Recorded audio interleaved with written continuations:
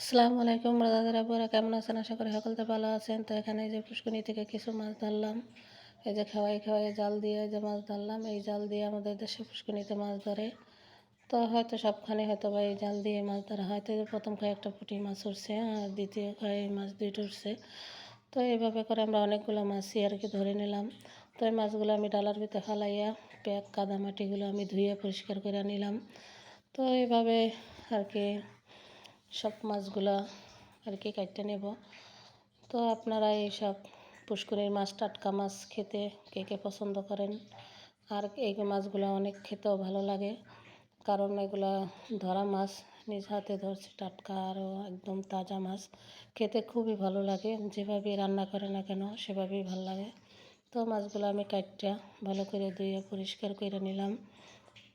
পরিষ্কার করে তারপর মাছগুলো আমি এই যে ভাজতে বসাই দিলাম। তো ভাজতে বসাই দিলে এই পাশে আমি কিছু ধনিয়াপাতা আনতে গেছিলাম। তো এখানে অনেক ধনিয়াপাতা হয়েছে।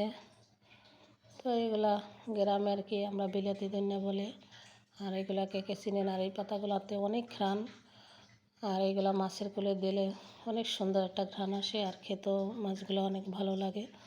তো এখান থেকে কিছু পাতা নিয়ে নিলাম। এখানে অনেক পাতা হয়েছে, অনেক। সবসময় এখান থেকে আর কি গ্রামের মানুষ তো লাগাইয়েই খায়, তো এখান থেকে সবসময় নিয়ে খাই। তো এদিকে মা তরকারিটা বসাই দিয়েছে, আর ভিডিও করা হয়নি। তো এই যে রান্না করাটা শেষ।